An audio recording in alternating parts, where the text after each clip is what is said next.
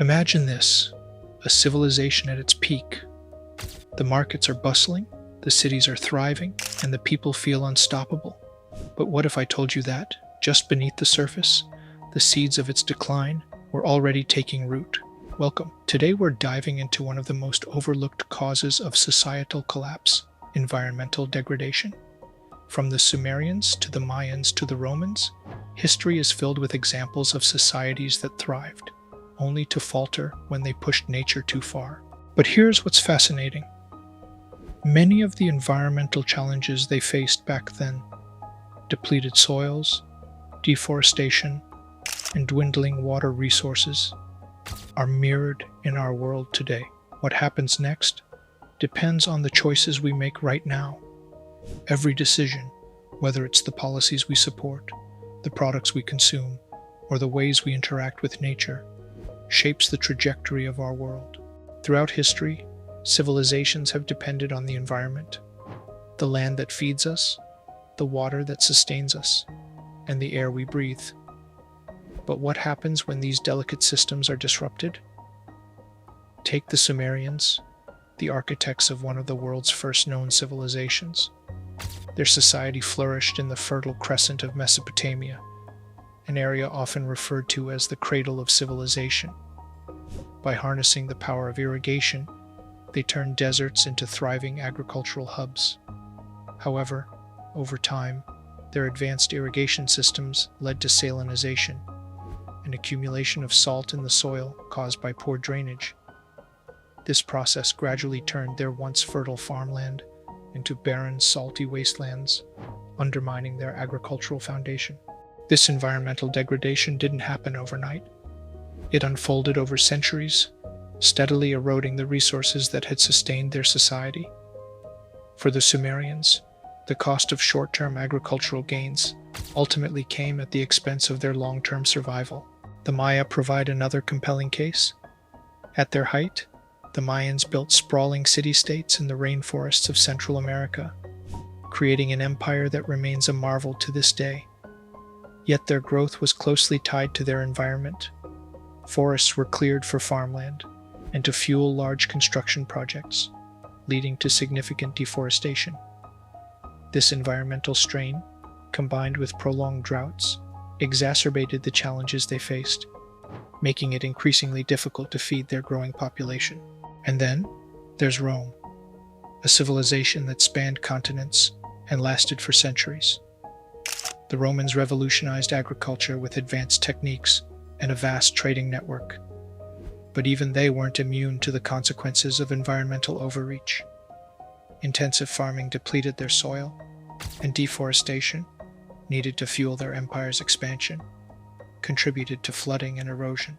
While these factors didn't single-handedly bring down the Roman Empire, they created vulnerabilities that, when combined with other pressures, weakened their society's ability to recover from crises. Let's delve deeper into the story of the Mayans. For centuries, they thrived in the rainforests of Central America, creating monumental cities and complex societies. Their intricate calendars and temples still inspire awe today. But as their population grew, so did their need for resources. Forests were cleared to make room for farmland and construction projects. Over time, this led to soil erosion and reduced agricultural productivity. Today, we can draw clear parallels. Modern industries clear vast areas of forests for agriculture and urbanization. The balance between development and sustainability remains as crucial now as it was then. The Romans, too, faced their share of environmental challenges. Masters of engineering, they built aqueducts to bring water to their cities and bathhouses, showcasing their ingenuity in harnessing natural resources. However, this impressive infrastructure came at a cost. Large-scale deforestation to fuel construction and expansion left vast swathes of land barren. The loss of forests not only disrupted local ecosystems, but also increased soil erosion, reducing the land's fertility over time. Furthermore, intensive agricultural practices, combined with an over-reliance on monoculture crops, depleted the soil's nutrients. Rivers, once vital for irrigation and trade, became silted due to unchecked land clearing, reducing their navigability and irrigation potential. These cascading environmental pressures gradually weakened the Roman Empire's agricultural foundation, making it harder to feed a growing population and sustain its vast territories. Now think about the Dust Bowl in the 1930s America. During the 1930s, a terrible drought struck Texas and the Great Plains. This one was different from any drought in the past. It triggered a decade-long series of dust storms that became known as the Dust Bowl. It was one of the most severe environmental disasters in U.S. history. Over-farming and poor land management practices, combined with severe drought, turned once fertile plains into lifeless dust storms that swept across the Midwest. The skies would darken as enormous clouds of dust blotted out the sun, choking crops, animals, and people alike. The economic and social impacts were catastrophic. Millions of Americans were displaced, forced to abandon their homes and livelihoods as the land they depended on became uninhabitable. Entire communities collapsed under the weight of environmental mismanagement, offering a stark lesson on the importance of sustainable farming practices and the need to respect the limits of our natural resources. And then there's Tulare Lake in California, a forgotten cautionary tale. Once the largest freshwater lake west of the Mississippi, it was a thriving ecosystem that supported wildlife and indigenous communities. But by the early 20th century, its water was completely diverted to irrigate farmland in the San Joaquin Valley. What was once a vast lake is now dusty fields and industrial agriculture. The consequences? As climate change intensifies and droughts persist, the region struggles with water scarcity, sinking land due to overpumping groundwater, and the loss of what could have been a natural buffer against today's environmental crises. Tulare Lake is a stark reminder of what happens when we prioritize short-term gain over long-term sustainability. And if we're talking about California, we can't ignore the wildfires, a devastating example of environmental mismanagement and natural conditions colliding. For decades, fire suppression policies aimed at protecting communities ironically made the problem worse. By preventing smaller natural fires, dry vegetation was allowed to accumulate, turning forests and grasslands into powder kegs, just waiting for a spark. California's unique landscape and climate exacerbate the problem. The state's Mediterranean climate brings hot, dry summers that dry out vegetation, while periodic droughts leave forests parched for years at a time. Strong, dry winds, such as the Santa Ana winds in the south and the Diablo winds in the north, act as accelerants, spreading flames across vast distances at alarming speeds. When conditions align, a single spark, whether from a lightning strike, a stray ember, or utility equipment failure, can ignite a wildfire that quickly grows out of control. Right now, California is facing one of its worst wildfire seasons in recent history. Emergency services are stretched thin as multiple large fires burn simultaneously across the state, threatening both rural and urban areas. The fires have destroyed homes, critical infrastructure, and entire neighborhoods, leaving communities reeling in their wake. Firefighters are working tirelessly, often in extreme conditions, to contain these blazes, but progress is slow due to the sheer scale and intensity of the fires. The consequences are devastating.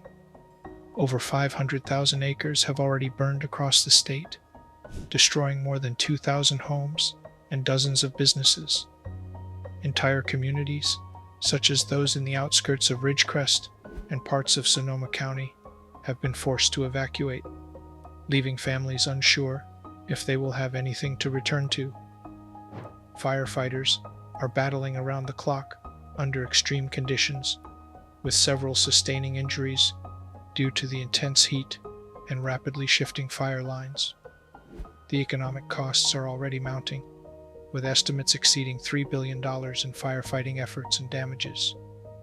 Rebuilding efforts will likely take years, further straining local economies and displacing thousands of residents.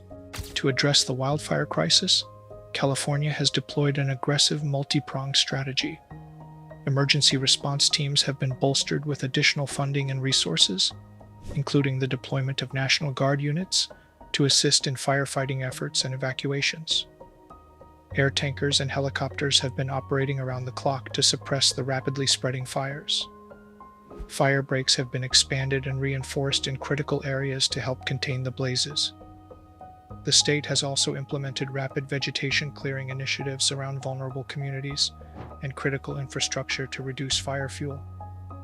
Temporary shelters and support centers have been established to aid displaced residents, providing food, medical care, and essential supplies. These measures reflect an urgent, coordinated effort to mitigate the ongoing disaster and protect lives and property. The stories of the Sumerians, the Maya, the Romans, and California aren't just historical footnotes. They're powerful reminders of what can happen when we ignore the limits of our environment. But these stories also show the resilience of humanity, our ability to adapt, innovate, and learn. What's encouraging is that we don't have to repeat the mistakes of the past. Unlike ancient civilizations, we have the tools, the knowledge, and the capacity to address these challenges head-on. It's not just about avoiding disaster. It's about building a future where both humanity and the planet thrive together. The lessons of history are clear. Societies that adapt, innovate, and respect the environment can endure and prosper. The question isn't whether we're capable of change. It's whether we're willing to act before it's too late. What do you think? What lessons can we take from these ancient civilizations? Share your thoughts in the comments below. Like this video if it sparked new ideas. Subscribe for more explorations into the rise and fall of civilizations.